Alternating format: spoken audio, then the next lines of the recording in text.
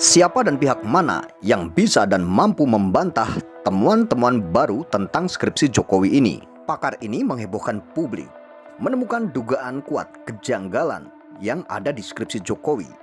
Skripsi Jokowi dicetak pada Februari 2018. Padahal kita semua tahu, menurut kabar yang beredar, Jokowi lulus tahun 1985 dari Fakultas Kehutanan. Ternyata dibuatnya tahun 2018 bulan Februari tanggal 19 ya. Kalau tadi diuploadnya tahun 2019 ya. Jam 1.12 detik ke 15 PM. Jam 1 siang ya. Jam 1:12 siang ya, siang bukan tengah malam ini. Kemudian dimodified juga di hari yang sama, tapi ini 4 menit kemudian ya. Selanjutnya kenapa di tahun 2018 ya? Pertanyaannya, kenapa skripsi Jokowi dibuat pada tahun 2018 dan diupload tahun 2019? Tentunya kita semua tahu arahnya kemana. Pada tahun 2018, Bambang Tri menerbitkan sebuah buku dengan judul Jokowi Undercover. Kalian semua, pemirsa Sarang Informasi, tentunya akan tercengang jika kita semua mengamati video ini sampai selesai. Dan di sini kita semua akan tahu apa tujuan Jokowi membuat skripsi pada tahun 2018 dan mengupload pada tahun 2019. Selanjutnya kenapa di tahun 2018 ya dibuatnya? Konon ceritanya bahwa perseteruan ini terjadi setelah ada buku yang dibuat oleh seseorang dengan judul Jokowi Undercover. Nah, ini yang sangat menarik. Nama satu pun nama Pak Kasmujo nggak ada di sini. Padahal itu dosen pembimbingnya. Temuan pakar yang telah kita tonton video sebelumnya ada korelasinya dan berkesesuaian apa yang ditemukan oleh Roy Suryo. Dan begitu juga apa yang ditemukan oleh Resmond Sianipar sebelum meminta maaf ke Jokowi. Resmond Sianipar ngotot bahwa skripsi Jokowi menggunakan Times New Roman. Walaupun Resmond Sianipar meminta maaf ke Jokowi, akan tetapi rakyat tetap akan mempercayai apa yang dikatakan Resmond karena ini ada kesesuaiannya. Saya lakukan string matching, Times New Roman. Saya lakukan font identification menggunakan circular neural networks dengan sejumlah teknik preprocessing. Benar, Times New Roman.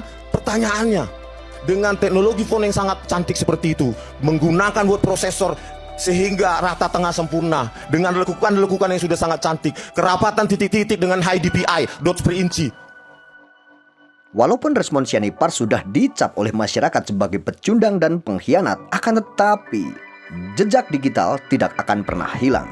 Lalu selanjutnya mari kita simak temuan dari pakar yang sangat menghebohkan tentang kejanggalan-kejanggalan skripsi Jokowi ini. Sebelum masuk situ kita akan mulai dari ETD dulu ya, ETD-nya repository OGM. Jadi ETD ini adalah Electronic Thesis and Dissertation ya. Anda browsing aja di googling ETD itu nanti akan keluar. Kemudian dari ETD ini kita akan fokus masuk ke dalam tesisnya Jokowi ya, skripsinya Jokowi ya. Untuk bisa masuk ke sana, kita harus mulai dari ini dulu ya. Kita klik kanan, kita inspect.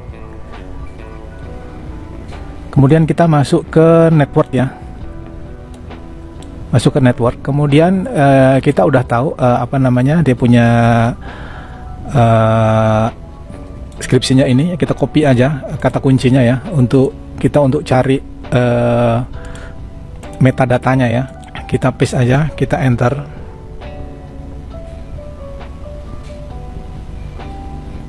Ya, ini ketemu cuma satu ya. Oke, dari sini kita masuk ke do pencarian ya. Oke, kemudian kita masuk ke dalam lagi. Kita berbesar dulu, kita masuk ke data, kemudian ke 0, kemudian yang ke 1 ya. Nah, seperti kita lihat judulnya adalah studi tentang pola konsumsi bla bla bla bla. Dibuat oleh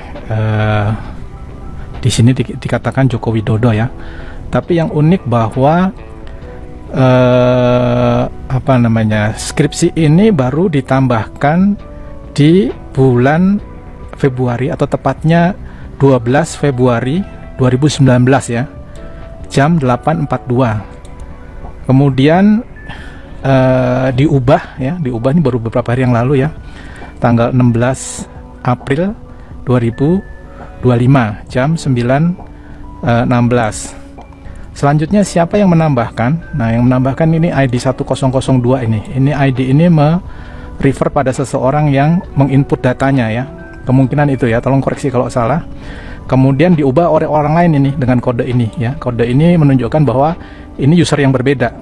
Ya, ini user yang menambahkan, kemudian yang mengedit ini ada mengedit dengan jeda waktu yang berbeda ya. Jadi dimasukkan di tahun 2019, kemudian 2025 ini mereka ubah ya.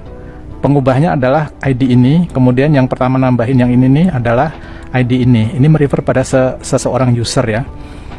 Oke, ini yang pertama. Nah, pertanyaannya kenapa baru dimasukkan di 2009 ya? Oke, sebelum masuk situ saya masuk ke ini dulu aja. Saya akan masuk ke skripsinya ini ya. Kita klik aja masuk ke dalam. Kemudian kita masuk file PDF, kemudian kita akan download ini ya, bibliografi.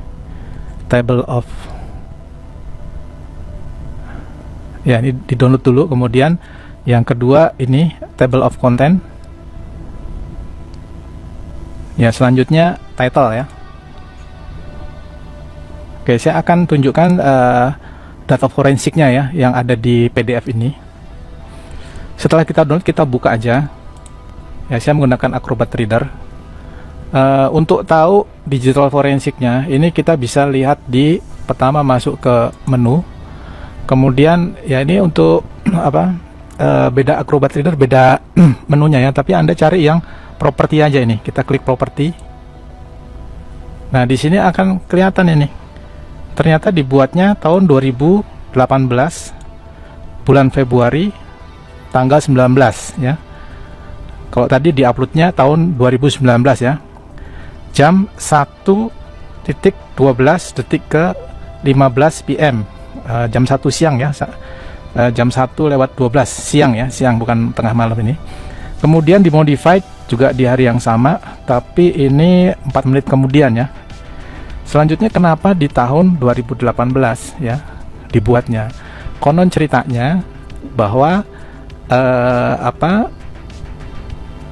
perseteruan ini terjadi setelah ada buku yang dibuat oleh seseorang dengan judul Jokowi Undercover. Nah, kita akan lihat bukunya ya.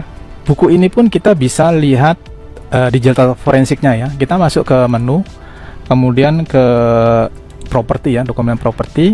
Nah, di sini ketahuan ini yang buat adalah Baratev dengan menggunakan title-nya adalah PowerPoint presentation ya. Kemudian dibuatnya tahun 2016 jam 3:22 detik ke 06 PM ya. Ini hampir jam setengah 4 sore ya. Nah, kemudian juga ini di update-nya juga sama ya. Jadi ini sama. Lalu kemudian, nah gini kita nggak perlu bahas tentang font ya, karena ini tidak terkait. Ini kan terkaitnya tadi masalah font ya. Nah, dibuat tahun 2016. Ternyata kalau kita lihat di bawahnya lagi, di dalam lagi.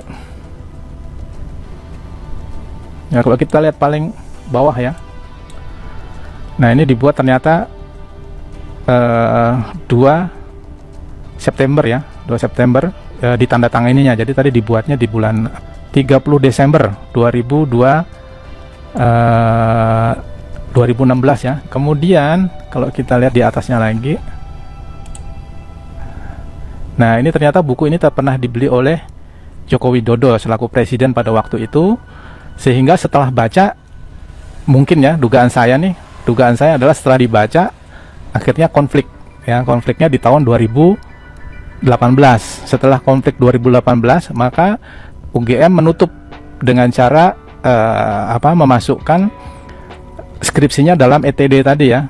Nah, rasa-rasanya masyarakat akan sangat sulit sekali untuk mempercayai bahwa skripsi Jokowi itu asli. Dan jika skripsi itu tidak asli, tentunya ijazah pun ada dugaan-dugaan bermasalah.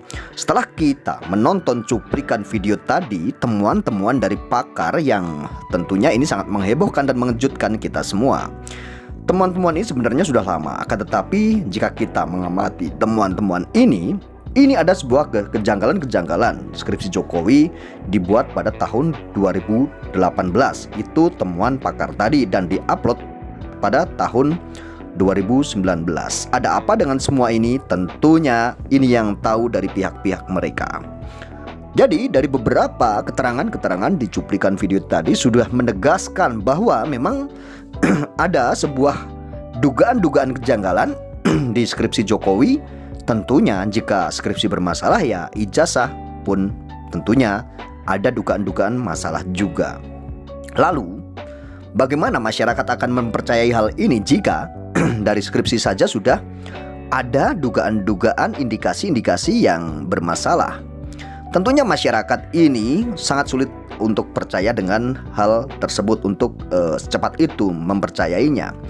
Apalagi opini masyarakat ini selalu digiring oleh seseorang atau oleh beberapa pihak yang mengatakan bahwa ijazah Pak Jokowi palsu, bahwa skripsi Pak Jokowi palsu. Tentunya masyarakat ini bukan hanya percaya dengan seseorang yang mengatakan ijazah Pak Jokowi palsu, akan tetapi mereka juga melihat hari demi hari perkembangan apa yang muncul di media, itu yang membuat masyarakat juga semakin ikut tergiring. Yang tadinya tidak percaya bahwa ijazah Pak Jokowi palsu, akan tetapi pelan-pelan sedikit demi sedikit karena dibangun dari ucapan-ucapan seseorang, apalagi seseorang tersebut mengaku sebagai pakar, ya, salah satunya Rismon Sianipar dan Roy Suryo.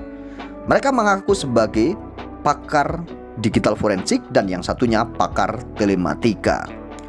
Dan mereka sangat meyakinkan sekali kepada masyarakat agar mempercayai bahwa ijazah Pak Jokowi itu palsu. Mereka menggiring opini masyarakat dengan berbagai cara, dengan berbagai hal untuk meyakinkan publik, meyakinkan masyarakat agar ikut dan mendukung apa pernyataan mereka. Salah satunya pernyataan Rismon Sianipar yang selalu meyakinkan bahwa ijazah Pak Jokowi 11.000 triliun % palsu. Tentunya ini bukan hal yang main-main. Masyarakat dengar Rismon Sianipar mengatakan ijazah Pak Jokowi 11.000 triliun % palsu, tentunya ini melebihi dari 100%. Hal inilah yang membuat masyarakat sedikit demi sedikit mulai mendukung apa yang dikatakan oleh Rismon Sianipar.